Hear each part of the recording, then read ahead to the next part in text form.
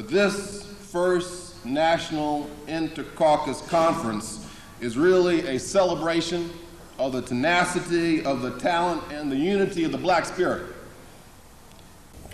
This story is really about a group of men who have made Xerox a corporate phenomenon, a really benchmark in American industry in the area of hiring blacks, promoting blacks to executive positions, and in the community involvement, particularly the black community involvement.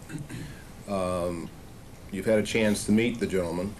They are called the Roadshow, and I'd like for you to meet again the Roadshow. The caucus movement had begun. It began, as has been indicated, on the West Coast. It started up in the Mid-Atlantic states where there were a number of people involved in that early days, the Gil Scotts, the Reg Browns, a number of people made that happen. Somewhere along the way, the corporation got the notion that there was going to be a coming together of these various groups. And there was some concern on the part of senior management that that activity would be disruptive and not in the best interest of the corporation. As a result of that, we were sought out, myself, Art Crawford, and those of us who were on one of these corporate committees, and asked if we would meet. I was approached and asked if I would meet on the question of a national meeting, a national agenda of all blacks. Ended up sitting up in his president's office, and he said, Kent, we do not want the national meeting, and what can we do for you to call it off? And make no mistake, I didn't know what he was talking about. I had not considered any national meeting. I hadn't called any national meeting. So he says, well, what can we do to call it off? I said, you got to talk to the group. And he says, okay, who is the group? Well, you have to understand, there was no group. I just threw that as a ploy. And he says, I said, I can't give you the names for fear that there may be reprisals against those individuals. Mm-hmm. He said, okay, let me go talk. That a lot. Yeah, let me go talk to the group first and then get back to you with the appropriate response from them. He said, fine, do that. So I called up my buddy Barry and said, Barry, Kearns wants to talk to the group. Kent, what you talking about? Kent, you crazy anyway, so what are you talking about? He said, I told him the whole story. So we had to create a group. So between who Barry knew, he knew Bill Sykes because they were in basic training together. I had met Art Crawford and Gene Ruffin because we were on a committee together. And we didn't know no blacks down south. So that's how we got on the phone and we put together 7 names. And the 7 names literally came together because there were 5 Xerox regions, that's 5 people, and there was Kerry at 6. It was all a makeup anyway. Although it was happenstance as to how we got selected and got to the meeting, we all came with the same agenda. Right, we knew that what we wanted was to get more black people hired, Right. more black people promoted, and to figure out how to help the black community and use corporate resources to help the black community. So we all had that as an agenda, and then we were trying to figure out how to do it. At the result of the Toronto meeting, the first meeting, there were certain agreements made. The company would be supportive of our agendas that Barry has articulated in exchange for not having a national meeting and causing the corporation undue pressure. For us, it was the greatest deal of all because we weren't going to have a national meeting anyway, and we got what we wanted.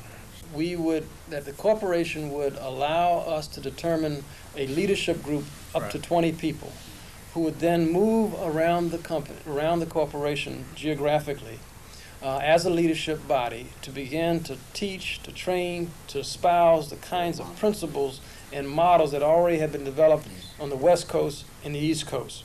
That later became called, affectionately known as, the Roadshow. And what you see here is a portion of that group of individuals. But it was probably a broader group, about 40 people, but on a case-by-case or region-by-region basis, 15 to 20 people would show up.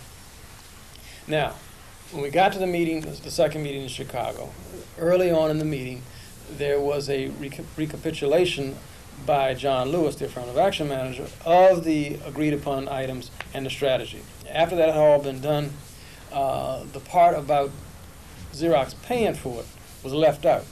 Now that was critical to this thing from our perspective because at that time we didn't have any money and needed that resource to get this done.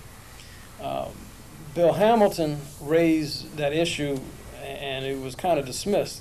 And if you know Bill, he raised it very aggressively, and it wasn't necessarily dismissed that time, and there was a confrontation that got into it. Barry, in his diplomatic way, got into that to try and mediate it. And he was mediating between Bill and Mr. Kearns. Mr. Kearns, by this time, had gotten very animated and very profane, candidly. Very visceral. They got profane. Viscerally profane, whatever you want to do it. Yeah, which, again, as Art has already indicated, none of us really had this thing about rank. We didn't care. He was another man to us. And we're not going to allow anybody to talk to us that way. As a result of that, That's right. we walked out of the meeting. We just got up to 7 of us in the room, got up and said, we will be respected if nothing else, and left the meeting. As we were going down the hall trying to figure out where we were going to convene, there was a stairwell. We walked into this stairwell. Don't miss the piece about John. Well, we'll get to that. All right. So we go into the stairwell, and the first thing we do is make an assessment of where we are, other than the fact that we're in a stairwell in some hotel. And thought we were fired. Yeah, Right. that's the part. That's key. The assessment was, Knowing we were fired. Yeah. It's over, brother. the assessment was that we were fired. So therefore, we had to deal with class action suit, et cetera, et cetera, et cetera. Now, we're in this stairwell figuring out what we're going to do next. Kearns came into our stairwell and sat down with us on those same steps and admitted his error and said, I'm going back on the point, in effect, and I'm going to I'm going to be back in control. And so from there, we went back into the meeting, and what's important from all of that is from then on, the whole level of respect and relationship never wavered. Now, did we have confrontations after that? Oh, yeah. Absolutely. Did we have disagreements after that? Absolutely. But the respect, the trust, and the admiration never wavered from there To this day. to this day. To this day. The outcome of it was that we ended up being the first real corporate employee involvement group, Right. because the corporation had equal opportunity goals, affirmative action goals, which were the same goals that we had. But the corporation did not know how to carry those goals out, how to implement them. And what we began was really the thrust of an implementation. We ended up helping the corporation understand what the barriers were. We helped in recruitment, we helped with training programs, we helped with personnel policies, we helped with our own training of black people. We taught people how to become better salespeople. On a local level, we would take the AV equipment along with training modules over to individuals' houses like Ken Amos's house, and we would have the sales rep practice, and we would rerun and we would critique. And to make them better salespeople. As the formal road show, we went around with the objective of building black caucus groups in each one of the districts across the country. And so we had modules on how to develop a black caucus. How do you do it if it's only 2 people out of 20 who want to participate? You start with those 2 people. How do you interface with management, white management? And how do you bring forth what the issues are? How do you start a recruitment program? How do you manage your manager for success?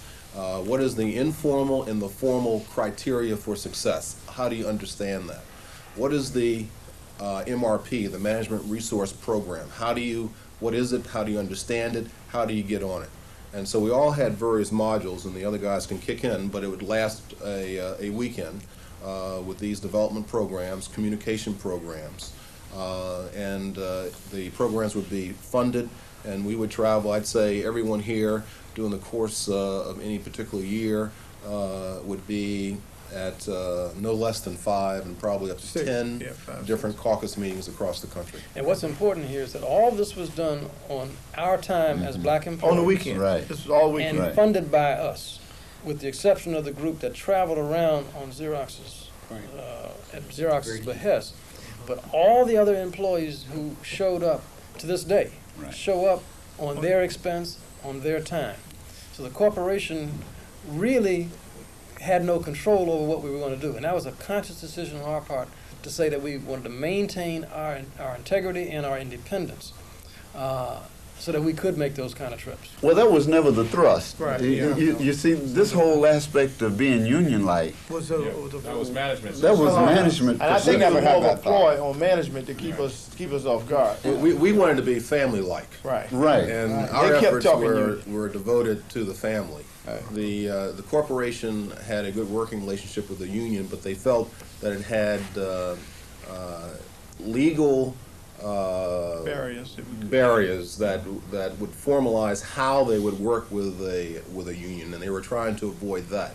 We had never thought in those terms. The You only have to- time that employees ever came together in corporate America at that time was to form a union per se. Right. To the extent then that they viewed us coming together as another potential union, that was a problem. We turned out to be a major asset for the corporation when certain areas of the company were about to explode. Then we, the roadshow, on quite a few examples, would go into that area and say, you know, what are the problems? We knew what most of them were, but we would listen. But then we would give them a format as to how you go about solving those problems. And, you know, and one is not walking down the street with a torch in your hand, okay? But since they looked upon us with respect, and since the corporation by that time would listen, we were able to diffuse many of those problems before they got out of hand. So it turned out to be a great benefit for the corporation, okay? If one takes from this that the corporation had the notion that by creating this road show, we would then keep all other blacks in line, that may in fact been their thinking. But let the message go out that that's what happened. Right. Just the opposite happened. What we did was build a network and an organization that was extremely viable and powerful. So powerful that it was able to push through the system structural changes in personnel that affect all employees, in the whole management of the employee base. It pushed through changes not only in Xerox, but caucus groups sprung up in other corporations as modeled off of what we did, which didn't necessarily endear Xerox to other corporations. In other words, the corporations, even to this day, demand and extract from black people a behavior and an attitude change that forces them to give up something.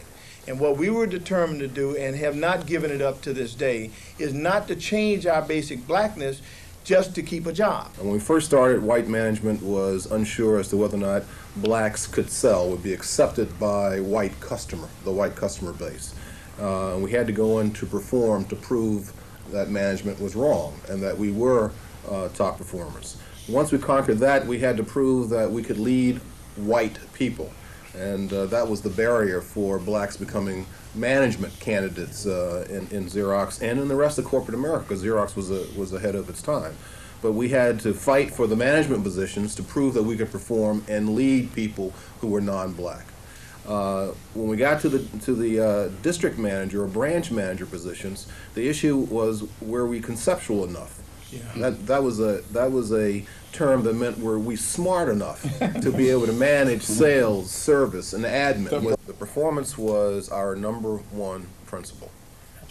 Matter of fact, entry into what we had called generically the road show was in fact performance. If you weren't a performer, then you could not, a top performer, then you could not really participate, because on the road show we had teachers and role models, and people who earned respect regardless of their position, but based on performance. And so we taught performance. In fact, we said that we can't afford to be mediocre. And in fact, being mediocre would hurt the individual and would hurt the group. And so all of our modules were really geared to how do you master the system, how do you, in order to perform better, how do you raise your individual skills in order to perform better. The second principle was that as black people, once you perform and you get to the next level, your obligation was to reach down and help the next person to get to the next level. So it was a pyramid effect. The third principle was, once you start doing the internal thing at Xerox, meaning getting more people in, getting people up the ladder, then you had to reach back and use resources internally to Xerox to help the external black community. We were also talking job on the line. Oh, yeah, it's Okay, high risk. We're talking high risk. We're all sitting here now and It's like, suiting the ties and, looking all good and comfortable, but it wasn't comfortable in those days because many of those confrontations, I personally came home, and I know many of you did, not knowing whether you had a job in the morning or not. On the positive side, I would say I had personally 3 reactions. One is at the first caucus meeting I attended, we had maybe 15 people there. And so to stand up, and I was a sales rep, so to stand up and really give an address to, at dinner to about 1,500 people, to me put 22 years in perspective in terms of what we had set out to do and what we had accomplished. We started out looking at 5 region managers when we were sales reps, and now 2 of the 5 vice presidents and region general managers are black. We won the Baldrige Award last year. The person who runs our quality program at the vice presidential level is black. The person who runs the planning for the domestic operations for Xerox is black.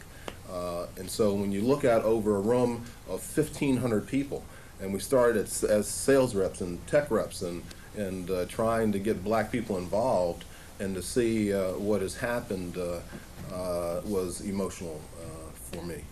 The fun thing, though, I guess the irony, and I kind of mentioned it to David Kearns as we were sitting there, I said, this is ironic that we're sitting here on a dais being honored by a group of folks at a national meeting that years ago was the whole impetus of how the whole struggle started to keep that national meeting from happening. Yes. So 20 years later, here's this national meeting that you guys didn't want to have happen in the first place, and you're one of the honorees. Understand that yesterday was yesterday, but the key is tomorrow.